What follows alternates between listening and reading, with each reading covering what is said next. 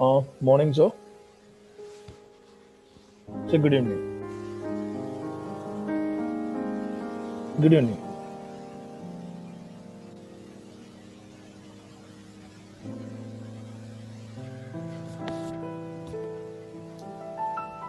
Say good evening, Joe.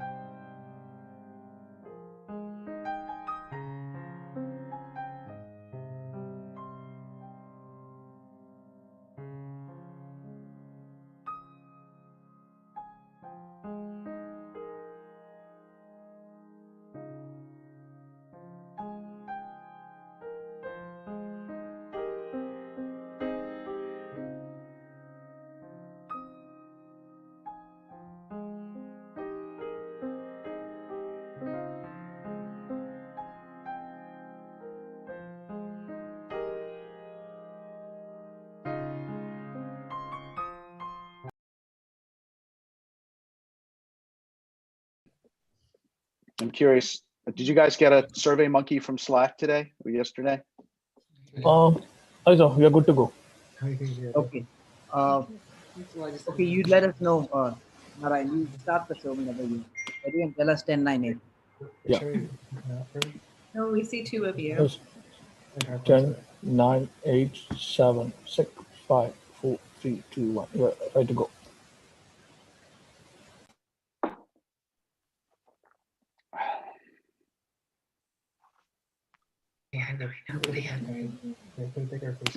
Yeah, 8. We can sharp 8. We can start. Video. Yeah.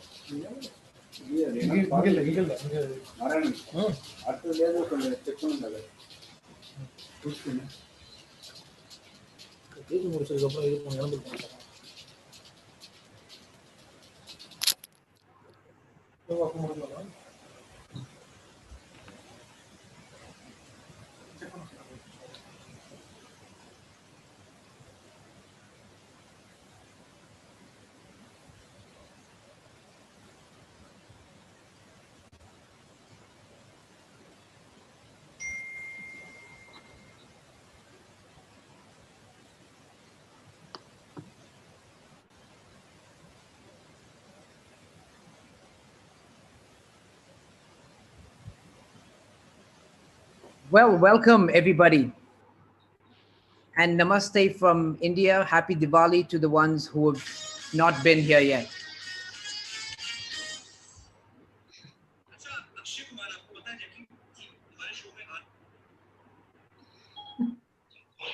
Never fails. This time around, we have closing in about 2,000 members across the world. And we've only been so grateful and humbled by this love and warmth that has been shared by the audience all around the world. For the folks who haven't been with us till now, the Rising Stars of series of Ophthalmology is a 9-episode interactive series that will focus and bring to you absolutely new, innovative technology from speakers that, according to me, are some of the finest clinicians and surgeons and orators in the new world of ophthalmology as we see today. The program is being aired on our website, risingeyestars.com, and on Facebook and YouTube channels of Rising Stars in Ophthalmology. We love questions, and so we always want to ask all our audiences to please put forth their questions on the website, but we'll take questions on any platform that you deem fit, so kindly keep the questions coming while the show is going on.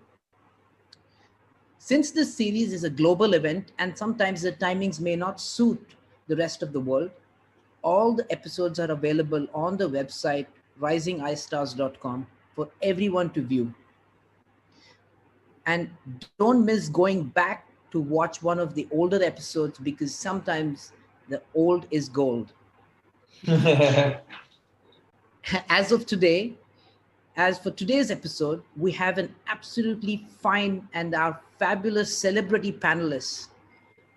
I don't want to break the ice and introduce them right now. But we also have an exceptional speaker who probably doesn't need an introduction, but will get one anyways, from my co-moderator, Jennifer Lowe, who I would love to introduce, who has helped me put this whole thing together along with Bill Trattler. So without any further ado, I'd love to introduce Jennifer Lowe to take it off. Thank you so much, Ashwin, and thank you to all of our celebrity panelists as well as our speaker tonight. We have a wonderful show for you tonight.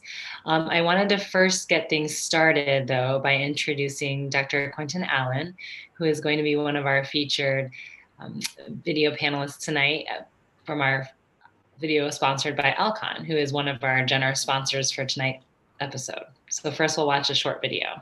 And Q, if you have any words you'd like to share before.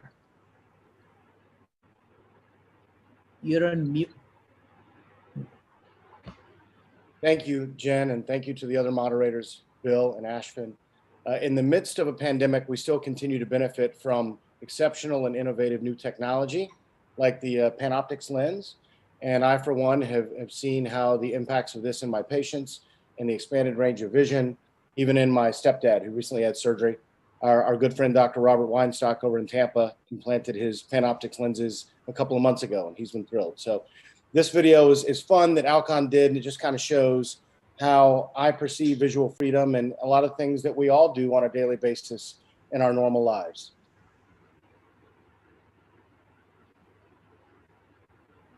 Can we play the video?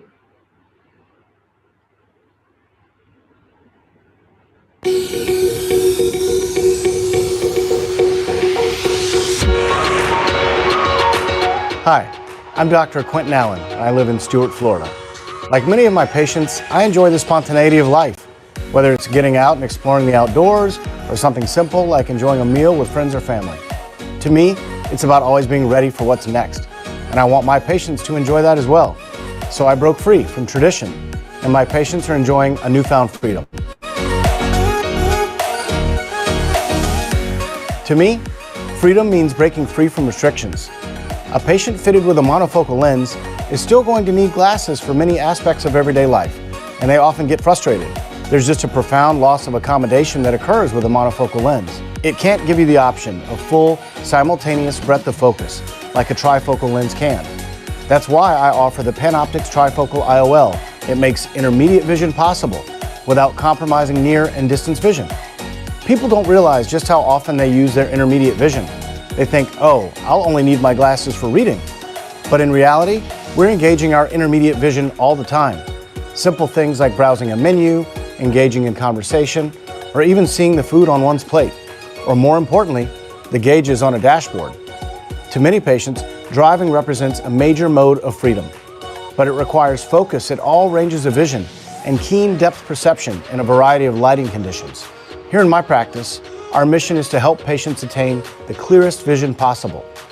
As a provider, I'm not satisfied simply switching one restriction for another. It's time to give our patients one less encumbrance and a lot more freedom. Break free from your comfort zone. Break free from limitations. Break free from the status quo. Break free from tradition with the Alcon Acrosoft IQ PanOptix Advanced Trifocal IOL.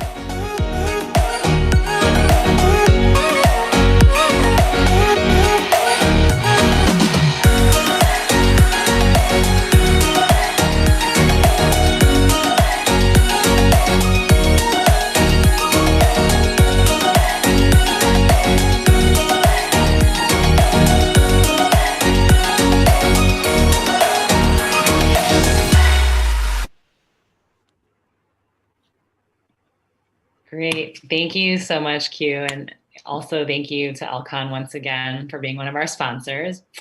So without further ado, I'd like to first introduce our wonderful celebrity panelists. We have Dr. Stephen Slade from Texas, Dr. Terry Kim from North Carolina, and Dr. Zaina Almotaseb from Texas as well.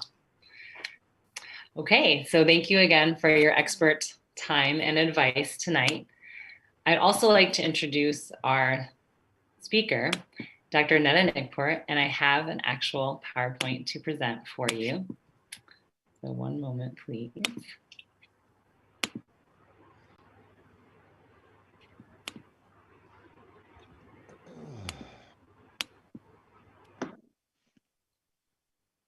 Okay, so as an introduction to Dr. Netta Nickport, I love this photo of her.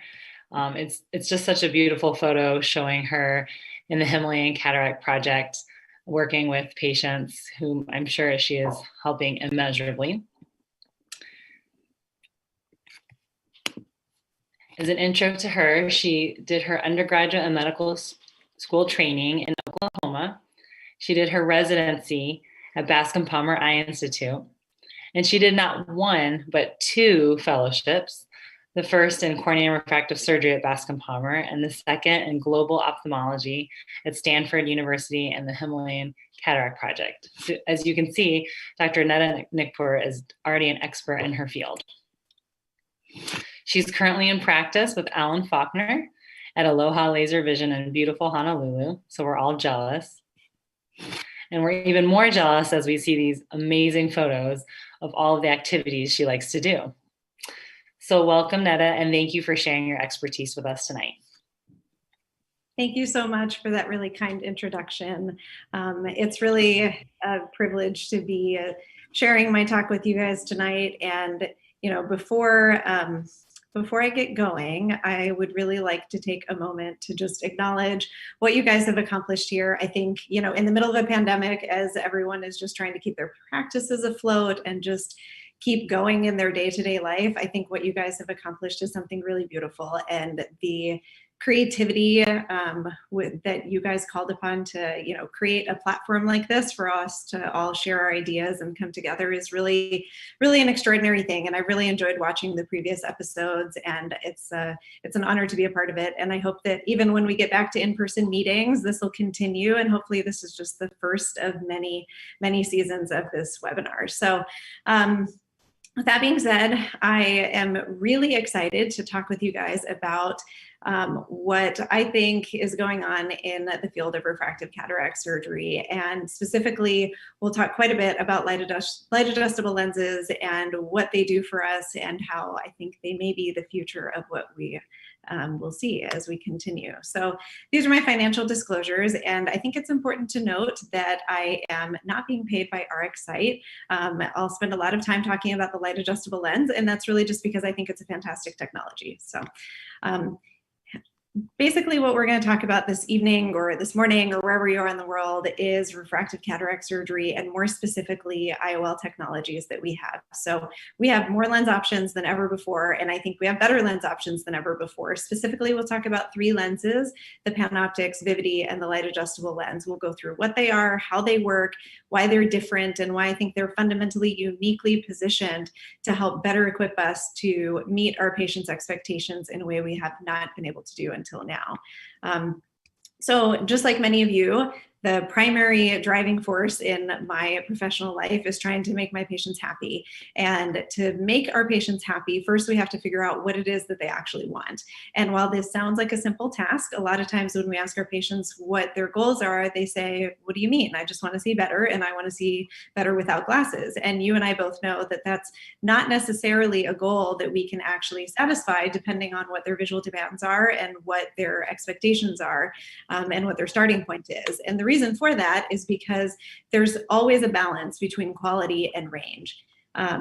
And so we're often trying to strike this balance between quality and range to satisfy our patients and meet their goals. And historically, this is how we've done it. So we've had multifocal lenses, EDOF lenses, but all of these kind of had their own limitations. And what I mean by that is early multifocal lenses provided range at the expense of quality. And even at that, the range was limited. So early multifocal lenses were bifocal lenses, and patients often missed that intermediate range. And so we would often have to mix and match different lenses to try to get them distance, intermediate, and near. And even when we did that, the quality of vision wasn't necessarily all that great like we would have liked, because they're diffractive lenses and they split light. And because of that, the quality may not be as good as we would want. And patients often complained of dysphotopsias. And so we were very picky and choosy in, selecting patients and optimizing the ocular surface and doing all of the things that we know to do. But it was still a little bit of a sacrifice of quality to give them range. So thankfully today, I think we're at a position where we have 3 new lenses that I'm really excited to talk about: the PanOptix, Vivity, and light adjustable lens, that really help us with this balance between range and quality. So I'd like to take a moment and ask our first panelist his opinion. So Dr. Kim, let's say that you hear there's a new lens on the block. How do you evaluate it? And how do you choose your first patients? Do you go around talking to your colleagues? Do you read the DFU? Do you get really scientific with it? What do you do? Can you share some pearls with us on this topic? Sure. I think that's an excellent question. And I think you have to evaluate the evidence. That's how I do it. I like to look at the clinical trials data. And I also like to talk to my colleagues, usually in Europe or Asia, who have probably had a longer experience with it, and they have real world data in terms of sharing their experience. I think that's invaluable. So it's nice, especially in today's era where we can just get on a Zoom call with our colleagues across the Atlantic or Pacific Ocean, not too hard to do. I think when you're evaluating a lens for your patient, it's, you do have to have that discussion with the patient that this is going to be my first Vivity or PanOptix. I just did this with the Vivity a few weeks ago.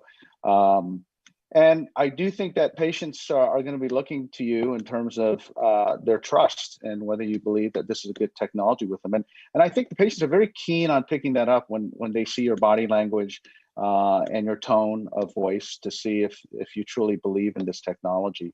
And so that's what I recommend. And I certainly tell folks that this is not the first category of lens that I'm putting in, that there's a history of lenses and they've all improved in terms of technology. And I'm of the proponent that you should make the recommendation for the patient. I think it helps. The myriad of choices have grown so much. If you just simply ask the patient, are you interested in getting rid of your glasses? Well, which choice would you want to make? It makes it a difficult decision on the patient standpoint. So you want to figure out what their occupation is, what they're interested in specifically being able to do. You obviously, or your staff, have to have a conversation in terms of what their expectations are. Great, thank you. I could not agree with you more. You're absolutely right. I think trying to find the right fit for the right patient is where the fun and the art of cataract surgery is. And so it's both a blessing and a curse that we have so many options because we have to find the right patient for these options. So I really love what you had to say. Thank you. So the 3 lenses that we're going to talk about, I'm excited that you've had experience with Vivity because that's one of the ones that we'll be talking about. So the first is the PanOptix, as we saw in our video, is an amazing lens. It's a trifocal lens. Then we'll talk about Vivity, our first EDOF without rings. And then, of course, the light adjustable lens, which is our first adjustable IOL. So the PanOptix lens is the first FDA-approved trifocal lens that we have in the US. And in one of our previous episodes, Dr. Brissett did just a phenomenal job going through the fundamentals of understanding what this lens is and how it works. And so I won't belabor the point too much. I'll just say a few words in terms of why, on why I think this is a game changer. And the reason is back at the defocus curve. So like we said, the multifocal lenses were bifocal lenses. This is a trifocal. So as you see, the defocus curve never drops below 20/25, and we can give patients that simultaneous distance, intermediate and near in both eyes for the first time. And in my experience, this lens has led to more patients being glasses free than any other lens. And the incidence of side effects like halos and glare and things like that is much less than with any other lens. And so thankfully, I think this lens increases the range of vision that's possible and improves the quality over the previous options we had. And of course, there are other companies coming out with their trifocals, J&J probably next year, and B&L I think is developing theirs as well. So this is really just the beginning of the trifocal story in the US. So let's take a moment to ask one of our other celebrity panelists. So Dr. Matasev, so I know you have a lot of experience with the PanOptix lens, and I am hoping you could share with us some pearls on your patient selection and which types of patients may give you pause when you're deciding whether to use this lens. And once you've decided to use it, how do you prepare that patient and what do you do as part of your pre-op protocol for them? Yeah, so first of all, Neda, it's so great to have you on. I just wanted to share one small story that Neda was a first-year resident at Bascom Palmer when I was doing my cornea fellowship. So so amazed at how well you've done and what you've already accomplished. So and great talk already. I think you did a great job discussing how the PanOptix has been a game changer.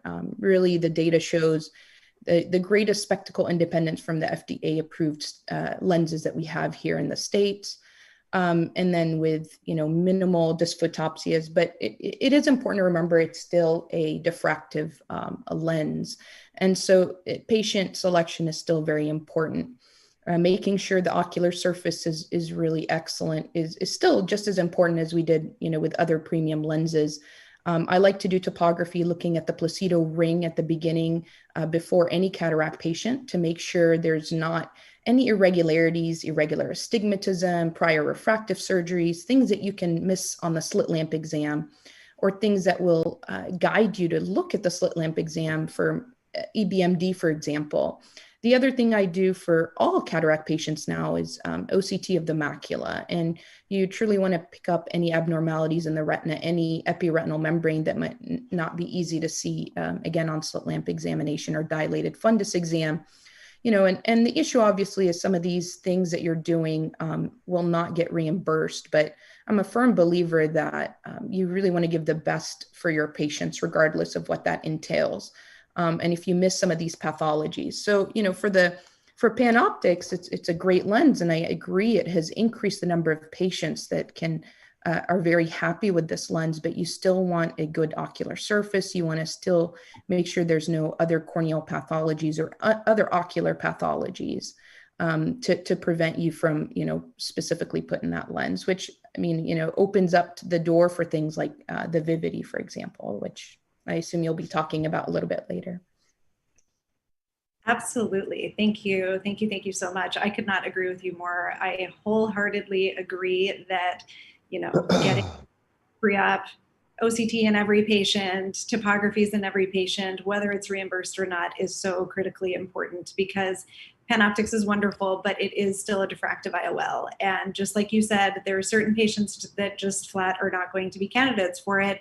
And, you know, these are some of the clinical situations that would make me think twice before offering a diffractive IOL.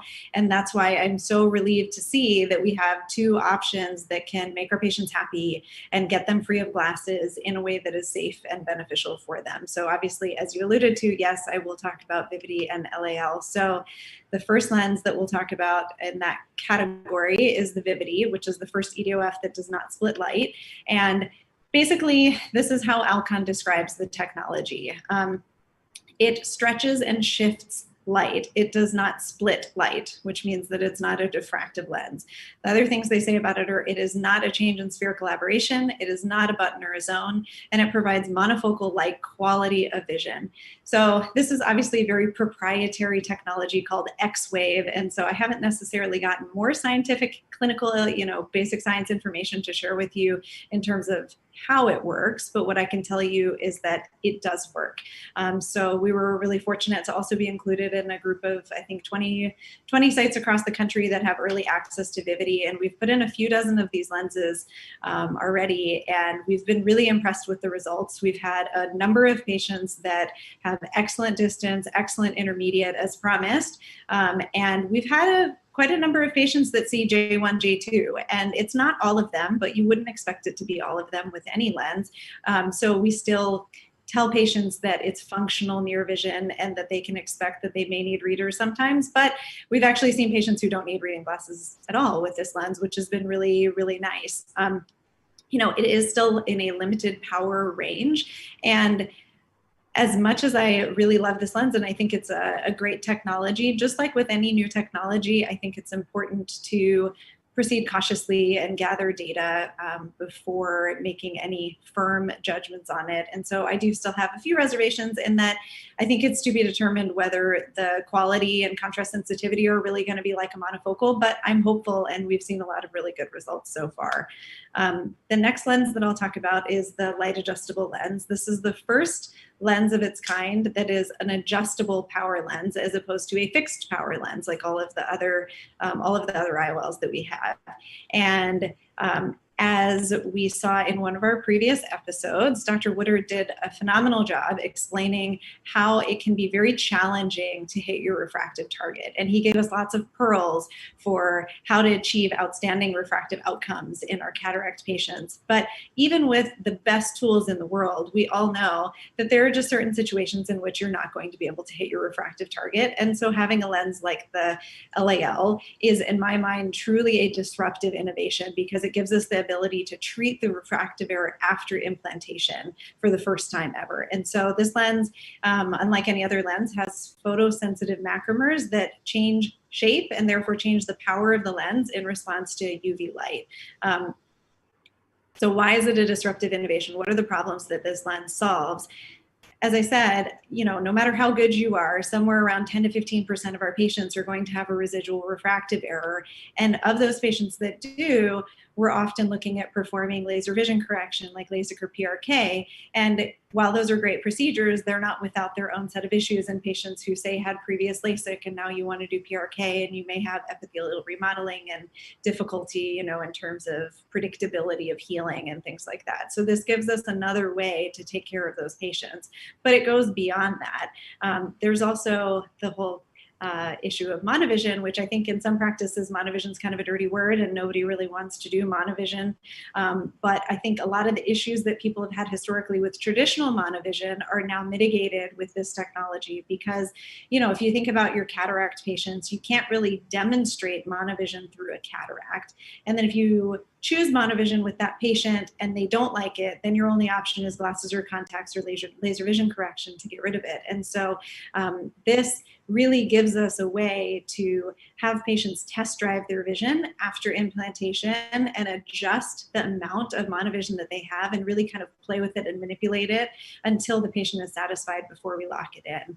And because of the extended depth of focus in the lens that we'll get into a little bit more, you really have more of a blended vision as opposed to traditional monovision where you get 2 of 3 ranges. And so in this case, the two lenses really, the two eyes really work together nicely and help maintain binocularity.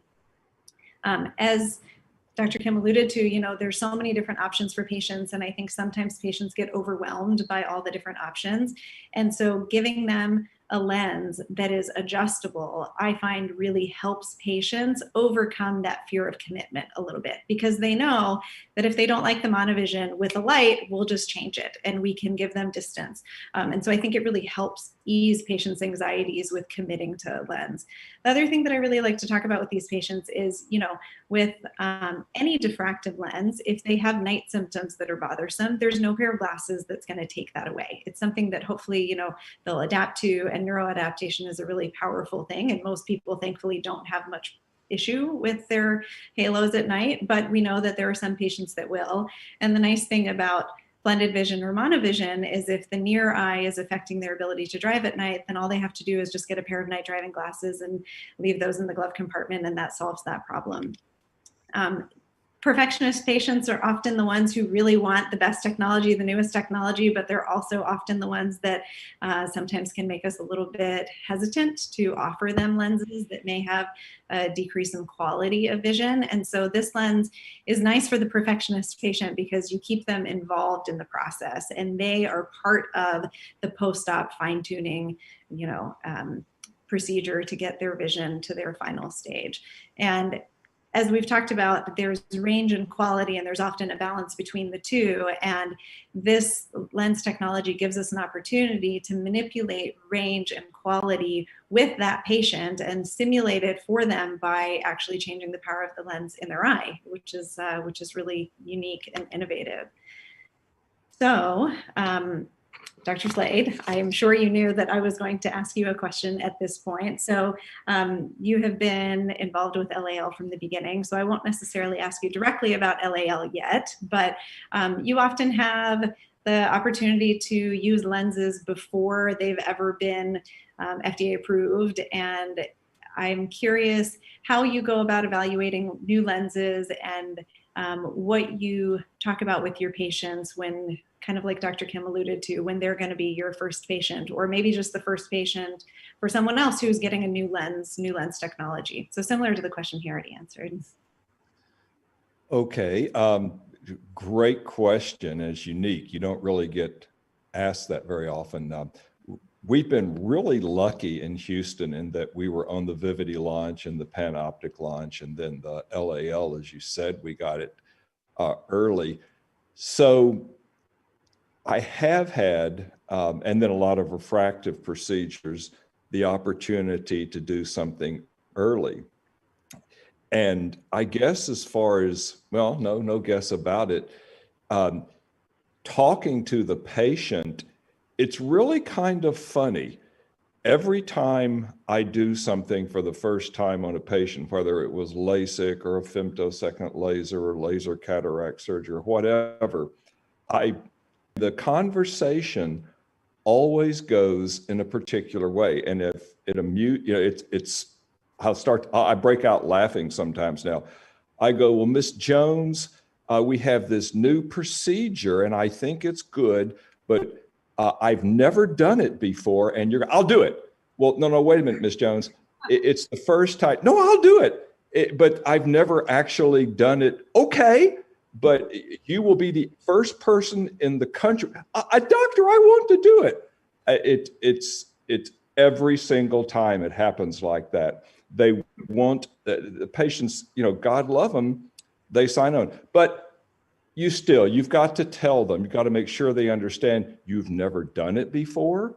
It's never been done before. It's your first. It's certainly their first and maybe only experience or IOL. So, just blatant honesty, and the patients are thrilled to go along, in my experience. But then these are people from Texas, and they're bold and strong, and so maybe that makes a difference.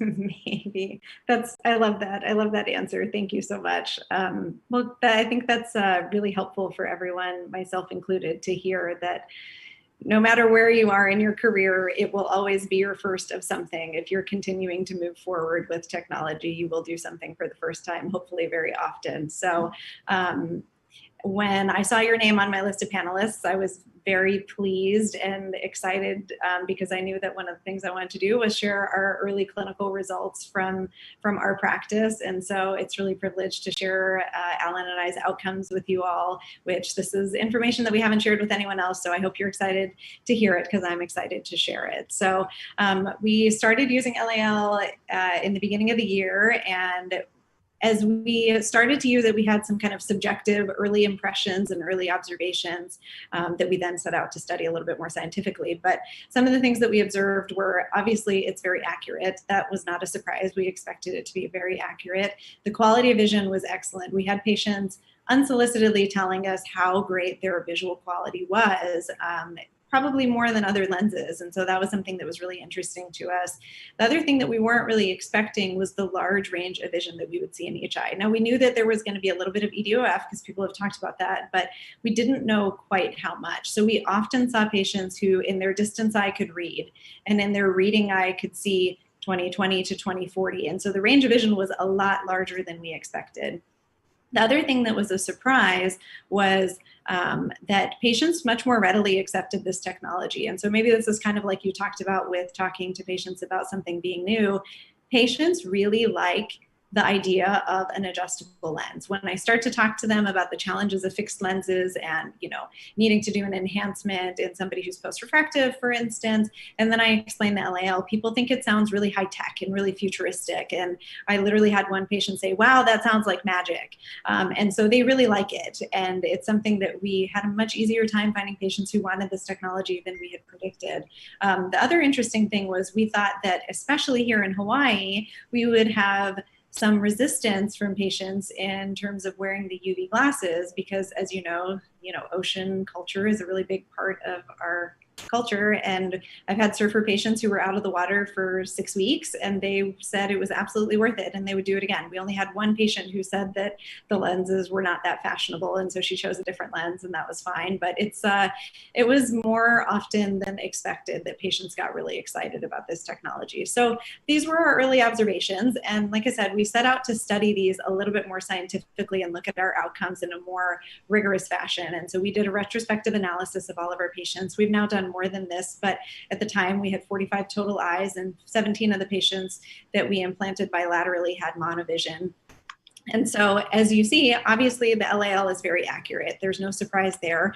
And one of the things that we found was that probably this accuracy and the high quality material, silicone, which has its whole history also, led to high quality of vision in these patients.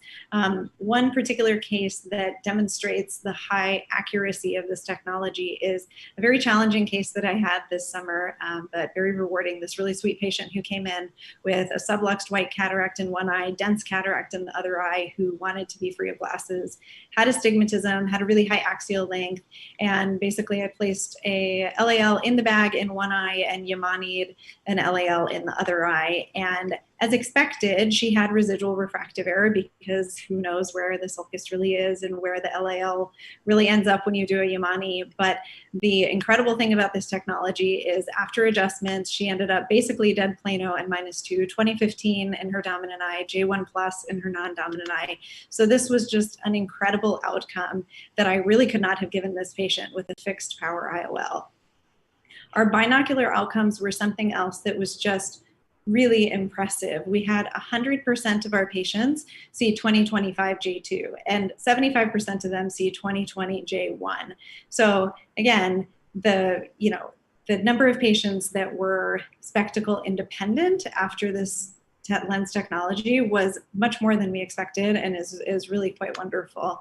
Part of the reason for this is that, as I said, each eye gets a range of vision. Now I know this slide is a little bit confusing, but basically what you see here is a graph showing you what percentage of patients, what percentage of eyes rather saw J2. So if you look at the eyes that were dead on target plano, 15% of them saw J2. 50% of eyes that were -0.5 saw J2, and 80% of eyes that were -1 saw J2. And so this is really a testament to that extended depth of focus in the lens and the broad range of vision.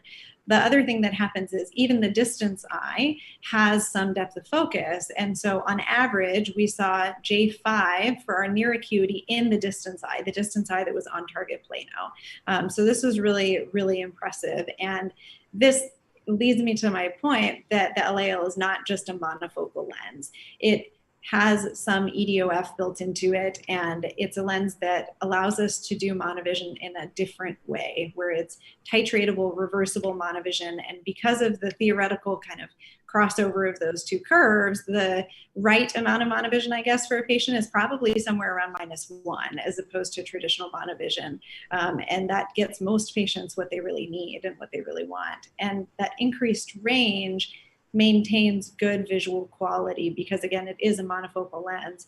And because of that increased range in both the distance eye and the near eye, the two eyes blend together quite well. And so you maintain better binocularity than you would with traditional monovision. And basically you have much more blended vision. So I don't know about you guys, but I found this to be particularly interesting. And we had some questions that rose out of our results. So we, like I said, saw an increased range in most of our patients, but it wasn't 100% of our patients. So then we set out to understand, why is it not 100%? Can we predict who is actually going to have clinically significant range after we, before we put the lens implant in, so we can better counsel our patients? And to answer that question, first you have to answer the question of what optical quality or what optical principle is being manipulated here that is giving range of vision. So if you'll indulge me for a moment, I'm going to go into the optics of this, and hopefully we don't lose half of the participants on the call here as I start talking about optics, but I think it's important to understand what's happening here. So in 2002, Jack Holliday and Patricia Pierce and others taught us that the cornea has plus 0.27 of spherical aberration, and they gave us a monofocal lens that neutralized that spherical aberration, which provided excellent quality distance vision, especially at night, but you lost all the range. And so if you look at spherical IOLs, they had good range of vision, but not great quality. And so really what's going on these days is companies are trying to understand, how do we find that perfect balance between quality and range? How much spherical aberration is the right amount that we need to give good quality and some range? So for instance, you see lenses like Invista that are 0 SA, which give you some range of vision and quite good quality. So this is fundamental to understanding how LAL works. So in my, delving into science, understand the science behind this, I found this article from 2014. And basically what they said was, though increasing the amount of negative spherical aberration in a lens decreases its distance acuity, it also increases its depth of focus. And that is the mechanism behind the adjustable blended vision of LAL. So the dominant eye gets a small amount of SA. So that's where you get your quality in that distance eye, very much like a Tecnis monofocal.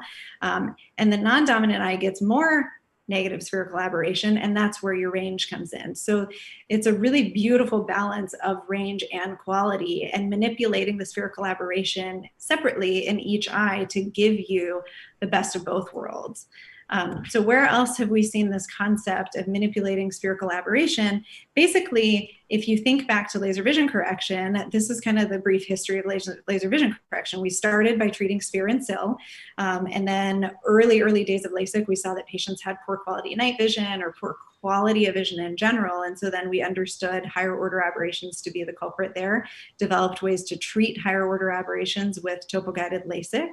And then for those of you that know Dan Reinstein in London Vision Clinic, for instance, he's developed Presbyon, where he manipulates spherical aberration to, again, create that balance between range and quality. And so I think we're right at the cusp of being able to do this with the light adjustable lens. And that's why I think it's such a groundbreaking technology, because as soon as we can learn to understand what the spherical aberration is of a cornea and accurately measure it, we can then treat the precise amount of spherical aberration that's going to give that patient what they want, whether it's range or quality, and we can learn to manipulate those things, kind of like doing topo-guided LASIK, but on the IOL instead of on the cornea.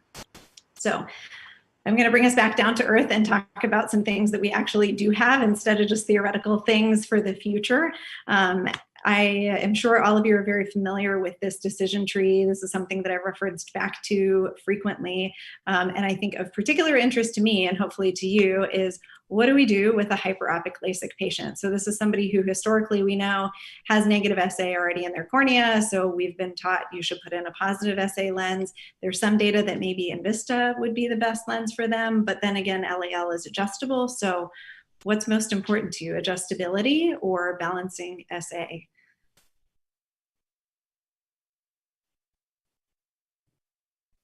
Anyone?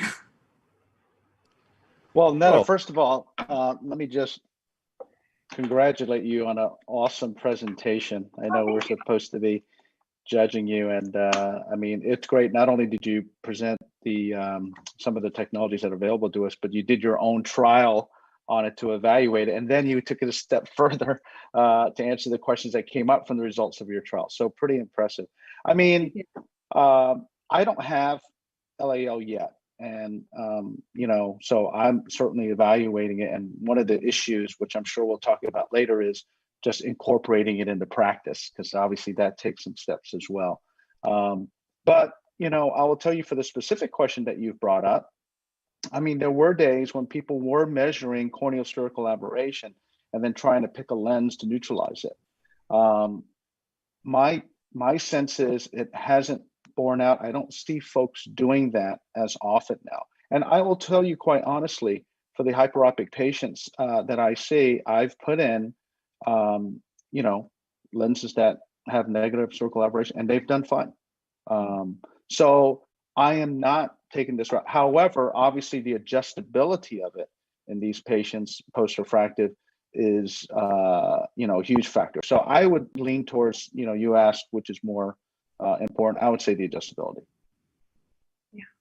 Yeah, and I think to add to that, you know, the difficulty of some of these, you know, we're getting so great with preoperative measurements, with you know, preoperative all the formulas that we have, but some of these cases, especially post-refractive cases, you know, RK, PRK, you know, all of these.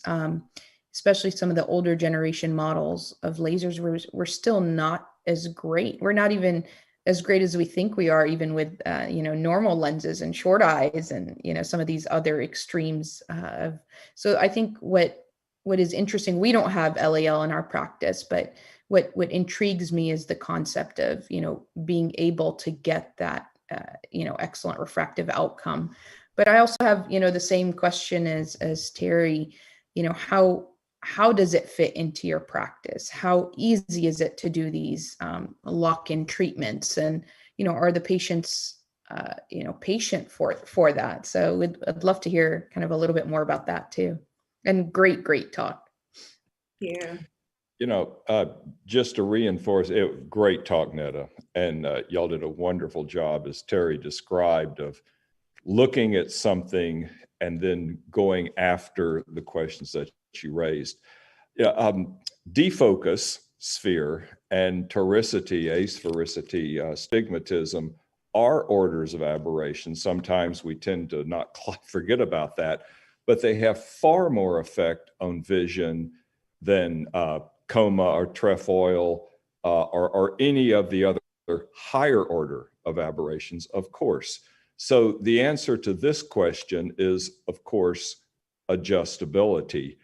And, you know, we're really a bit comparing apples to oranges here, because the panoptics and the Vivity and a monofocal, we're all classifying them by their optical qualities of the actual optic, right?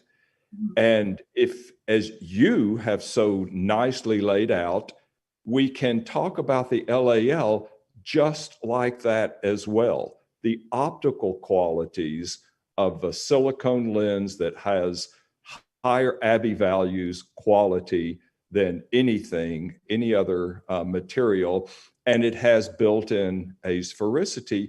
But then, after we've described all of these, cars that go down the road, we have to remember that the LAL is a car that can fly. I mean, it has this completely different quality that you can adjust it. I mean, imagine if we could say, well, what about, do you use the adjustable panoptics, or do you use the older set in stone, one shot and you're done panoptics? That's just the way it is. As I'll be glad to take the second part of the question about how easy they are to put in your practice. Should I do that, or should I shut up? No, please. You're doing a beautiful job. They're phenomenally easy. It's like cataract surgery. First of all, for the surgeon, it's like cataract surgery, and you get to leave out a lot of the steps. You don't have to mark for an astigmatism lens. And remember, this lens, FDA trial results are about twice as good on residual astigmatism as the latest toric IOLs. Then you don't have to center it. You just kind of put it in. It's just really fast and quick. In the office, there is some extra work. They do have to come back 2 or 3 times. Hi, Bill. They do have to come back 2 or 3 times to get an adjustment. But the adjustments, from my perspective, they dilate them, they put them at the LDD. As you know, they call you in, hi, Miss Jones, you sit down, and it takes 90 seconds, and then you're done. Now, contrast that with the number of patients that you might end up doing a PRK or a LASIK to. And remember, there's no discussion. You don't have to tell these patients that they need a PRK or a LASIK or their lens re-rotated or something, because you've already covered that with them. The glasses, as it turns out, people, I mean, my experience is that people actually complaining about them are rare, really rare. I mean, in Texas, we have far more patients decorate their LAL glasses with sequins or whatever, glue on stuff, than we do complain about them. So that's my experience. Absolutely. I couldn't agree with you more. Yeah. And, in Hawaii, our patients fortunately don't really complain, because they're the nicest patients I've seen anywhere in the country. But you're right. They complain much less about the glasses than I thought they would. And yeah. And your observation is correct. I mean, so true, that Alan and I have both talked about. If you think about, yes, there's added clinic time where you have to do adjustments. I think the longest thing is you have to dilate them. So it turns into a lot of visits for them, but they're invested in the process, and they know that they're working with you and you're working to get them the best outcome possible. And it is definitely less work on the front end, because like I'm sure many of you do, anytime we're putting in any advanced technology IOL, we're doing extensive ocular surface optimization. We bring them back. We do literally an OPD, an eye trace, an IOL Master 700, Varion. We have like all these tests that we repeat every single time they come in until we're sure that we have the right measurements to get the best outcome for that patient. And with the LAL, like you said, it takes a lot of that out of the front end, where you just put the lens in and it's adjustable. I was obsessing over whether it was, what the A constant was and whether to use the A constant out of the box or a new A constant, all of those things in the beginning. And it really doesn't matter if you're 0.3 off. It really doesn't matter. And, not all of us can beat Warren Hill, but on his lens calcs, but you can with this lens. And then the other thing, while we can't often beat Warren Hill, we don't necessarily, most of us, want to spend as much time on each lens pick as Warren Hill. So you get a better final result with much less work. Yeah. Well, Netta, I was just thinking, if you looked at Warren Hill has even presented this, if you look at the results from the Swedish National Cataract Registry, we all think we do pretty well with our results. But really, it's only 75% of the time at cataract surgery, we're getting emmetropia, right? So obviously a need for something like this. But I am curious, you probably do pretty well with your IOL calcs. In your small study, what % of patients did you just not have to adjust, or just very minimally? Pretty much none. So everybody gets an adjustment as part of the protocol. Really? You have to do an adjustment before you get to lock in. So we had to adjust everyone just by the design of it. Yeah. I see. And with the first adjustment in the near eye with a myopic target, you get a little bit more EDOF. And so I intentionally aim a little bit more hyperopic or closer to plano in the non-dominant eye than you would want. So like a -0.5 in the non-dominant eye. And then when you do that first adjustment, you get some range. And so it's interesting for patients because their distance vision is really good from the beginning. So they kind of get to see what it would be like if they had distance only. Not really, because it's distance only with this lens that has some EDOF, but they see what it would be like to just have distance. And then as you start bringing that near eye in closer, they really notice the benefit. So it's pretty cool to, you do the first adjustment and then you tell them, okay, over the next 24, 48 hours, you'll notice a change in your vision. And it's kind of fun to hear the patient's story of how that process went for them. Yeah. Also, Gary, for your cataract patients that actually have a cataract, and you get rid of that, they're going to give you their actual impression of what they want to see, rather than you really can't set monovision pre-op in a patient with any significant cataract. You can't trial it, but you can once they've had that removed. So it really does help.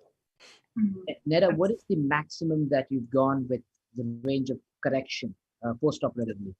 So the most I've done is that patient who I shared, who I did the Yamani in, and she was, I think, -2, -150. So you can do on label ±2 of sphere, and 2 diopters or 3 diopters of SIL, but you can, practically speaking, sometimes get more than that. Push more than that. Okay. And can you love the Yamani patient? We've been looking for a patient like that for a while, but that's great. What a great news. More on what happened. What was that case like in pre-op and post-op? How did it work out? And how are the haptics also, if you can tell us, how are the haptics in comparison to the Zeiss? And how do they behave the same way, or do they behave more like the other lenses? So it was challenging to Yamani this lens. I don't know that I would necessarily plan to do it, but in a pinch, it works, obviously. I felt like the haptics were a little bit brittle. And in fact, actually the first haptic broke off. And so I had to explant the IOL and put in a second IOL to actually get it Yamani'd. So this patient had a really subluxed lens with basically inadequate capsular support for in the bag fixation for that for that lens, and no zonules in an entire area. And the capsule was just really, really, really friable. So I've done, Kathleen McCabe has shown this beautiful technique where you basically scleral fixate, you scleral fixate Ahmed segments. And so I've done that for a Marfan's patient before, and that was actually my intended plan for this patient for this eye, but the capsule just wasn't, couldn't even support an Ahmed segment because it was just so friable. And so then I knew that this is what she really wanted, and she really wanted to be spectacle independent. And so plan C was to put in a Yamani, and it worked really beautifully. It took a long time to get there because obviously from explanting an IOL, I had some sutures in the cornea that had to be removed and took a while to heal, but she was so patient and is so happy. And so she's really a testament to what you can do with this technology. And people are willing to wait for their best vision because they know this is going to be their vision for the rest of their life. And it's just a few more weeks in glasses. So did the haptic break or did it become unstaked? It broke at the haptic junction. First of all, I'm sorry. No, you had a question, Teddy. Go ahead. Yeah. First of all, I love how you're using Yamani as a verb now. I think Yamani would love that. So we're definitely utilizing his technique now a lot. One question I had for you is, do you see this as a potential option for a patient that's supposed to get a toric lens, but the posterior capsule broke, so now you put in a sulcus lens with this and then add toricity to it? Because obviously we don't have an FDA-approved sulcus toric lens, and this situation comes up now and then. Absolutely. So I am going to knock on wood really hard that I haven't yet been in the situation where I can't put in the toric lens in a patient who wants it. But before, I mean, obviously the stakes are always high, and the stress level is always at a certain level when you're dealing with advanced technology lenses and you're trying to deliver that excellent outcome. But I definitely feel much more comfortable knowing that if I were to have that situation, even with somebody who wanted a PanOptix, if they're willing to wear the glasses, then I think the light adjustable lens gives you a great option. Because even if, let's say, you wanted to put in a 3-piece multifocal, which, there's kind of pros and cons to doing that, you're not always going to hit your target just because of the effective lens position being less predictable. And so I absolutely feel like this gives us something that we can, give patients presbyopia correction in the situation of a compromised capsule. Absolutely. Neda, I know we have about few minutes left, but there is a question from the audience. Do you ever have to adjust the distance target IOL or just the near target IOL? What is it that you... Yeah, absolutely. So we often adjust the distance eye. And one of the beautiful things is that we'll often have patients who are, say, 20/25 or 20/20 in their distance eye, but then we refract them and they see 20/15 with refraction. No one in the world is going to go do LASIK on a 20/20 eye to get them to 20/15. But with the LAL, we do adjust that distance eye and get them to 20/15. And so we're chasing even just a quarter or a half diopter. And absolutely, we do adjust the distance eye. Steve, I think we'll stop with this one last question, but Steve, this is a very important question. Small pupils, I mean, in cases of small pupils, are you able to adjust them post-operatively? And if so, what's the pupil size that, barricades you from doing light adjustable lenses?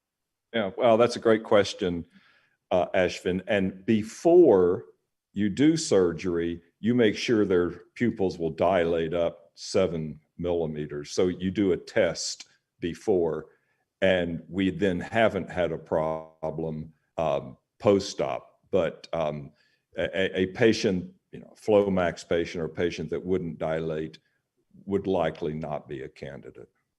Okay. We probably also have to inform the patient that in case your pupil doesn't dilate post-operatively, you probably may not be able to adjust the lens. You would not be able to adjust it, but you would then, remember, it has to have a lock-in after all of the adjustments. You do have to lock it in. Right. And if you had a patient, I have not had this, if you had a patient, their pupil came down after surgery and then simply would not dilate, you might be looking at a lens exchange, because you would get an effect in the center of the IOL from the light, just natural light, but you wouldn't get it in the rest of the lens. So you'd wind up with a little aberration on the front. Got it. Got it. Thank you for that, Steve. That helps a lot. Sure. And any final comments? We have a minute where we can, yeah. You know, I'll just say one thing.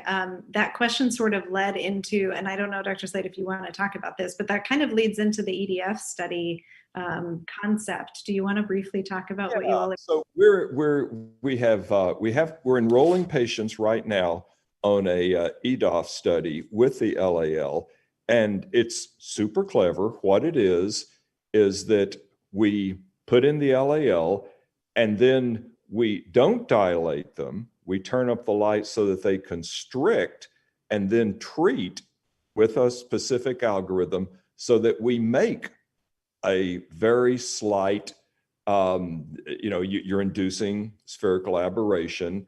As Netta talked about, we induce that, and then we come in and do any other adjustments and do the lock-in. Now, in the past, that's been tried, and it has had mixed success. But the difference is that because you are constricting the patient's pupil, you are putting you're directly pupil centering where you have the little ad. The results, OUS, Terry brought up a very important thing. A lot of times here in the US, we're able to get a preview, like Ashvin. We can ask Ashvin if something really works. But the results of that OUS, where over 100 patients have been done, are off the charts. Now, we'll see in the US, we are enrolling patients. We're very encouraged, and we're anticipating the results on that. Thank you so much. Great point. I love the way that your mind works. I mean, you're thinking all the time. Wow. Yeah, for better. I had one final thing for me is I thought we were supposed to be judges of this event, like, America's Got Talent or, American Idol. So I just want to make it clear that I give Dr.